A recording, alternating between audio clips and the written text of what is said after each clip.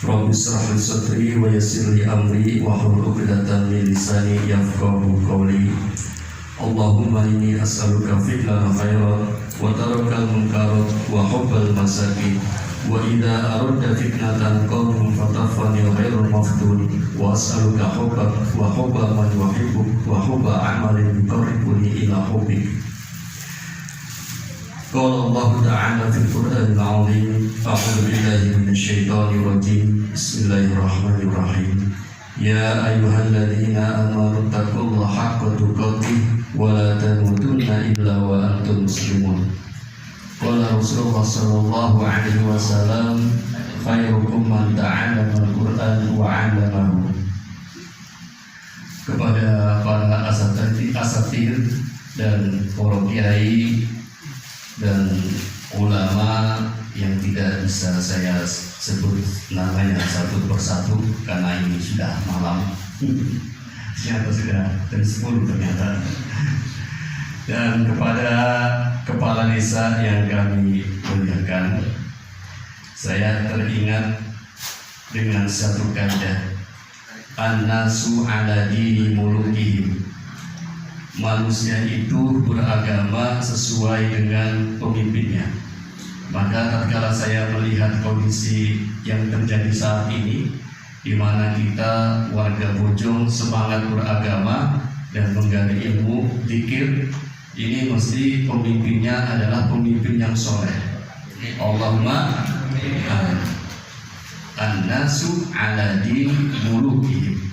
Manusia itu akan senantiasa beragama sesuai dengan pemimpinnya.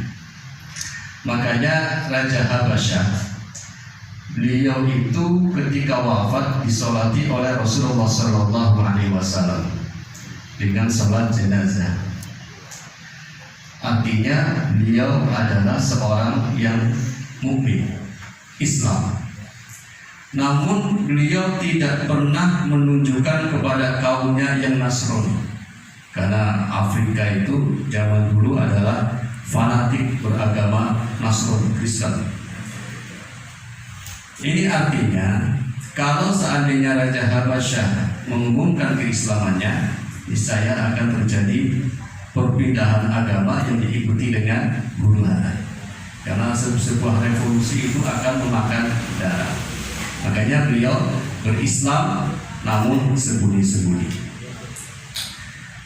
Insya Allah 30 menit ke depan, yang mungkin cukup 30 menit ya, karena kemarin sudah dibahas oleh Ustaz Hasbi sebagian, kita terus siap. Dan insya Allah saya meneruskan. Namun mohon maaf kalau penyampaian saya tidak sebaik beliau, karena ya memang saya sebenarnya bukan kuliahnya itu bukan di bidang fikih. Saya S1 sastra Arab, kemudian di Al-Azhar saya mengambil tafsir. Tapi kama qala Imam Syafi'i rahimahullah, al-ilmu ilma wa ta'khirus suhur. Yang pertama itu adalah mendahulukan berbuka puasa. Dan yang kedua wa ta'khirus suhur, yaitu mengakhirkan sahur. Dan yang ketiga adalah wa tarokal hajari minal kalam. Wa taroka artinya meninggalkan, hajari artinya pindah, minal kalam artinya berucap. Nah, dalam hal ini kalau kita baca penjelasannya, syarahnya di sini adalah kalam-kalam sayyi'ah atau kalam-kalam yang kurang baik, misalnya riba atau menggunjing orang atau memfitnah orang. Ini dalam hal puasa sangat tidak diperkenankan. Kenapa pengarang kitab ini menggunakan kalimat taroka dan hajar? Karena ngomongin orang itu ternyata menurut buku kitab ini adalah hal yang sangat biasa dilakukan oleh manusia. Entah itu memuji, entah itu ngomongin sesuatu yang buruk. Memuji kalau dia tidak benar juga namanya fitnah. Kalau benar namanya namimah. Gimana?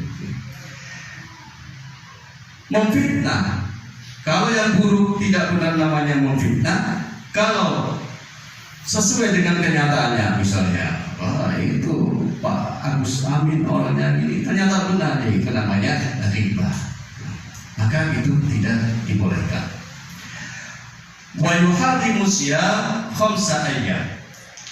Dan hari yang dilarang untuk berpuasa itu ada 5 hari.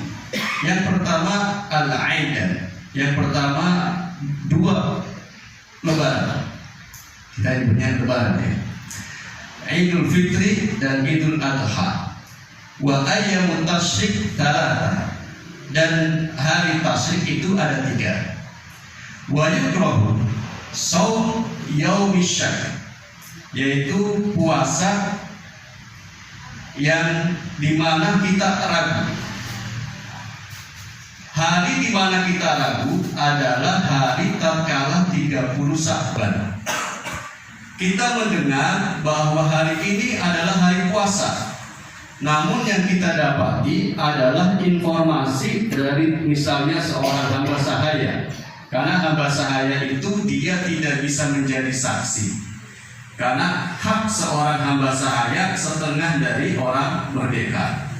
Atau misalnya kita mendapati informasi dari orang yang dikenal sebagai orang yang fasik, maka itu disebut yaumus syak. Apakah hari ini puasa atau tidak? Maka itu dimakruhkan untuk melakukan puasa. Kemudian illa anna yuwafaqu 'adatan lahu, kecuali yang sudah disepakati atau sudah sesuai dengan hal kebiasaannya. Atau misalnya kita juga dilarang berpuasa tatkala 3 puasa dan dia itu misalnya dia meninggal tanggal 15 bulan Ramadan. Dari tanggal 1 sampai tanggal 14 dia itu sakit-sakitan. Maka ulama berbeda pendapat. Hanafiyah itu wajib membayar fidyah dan mengganti. Jadi keluarganya itu mengganti puasa.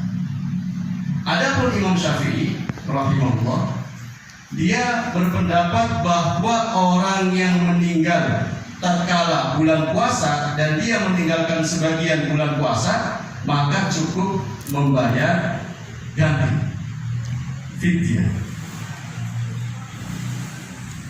Setelah harta warisnya, setelah dipisahkan harta warisnya, jadi harta waris dia dibagikan dulu utang-utang, kemudian dibagikan yang kebutuhan tadi untuk puasa, baru dibagi warisnya.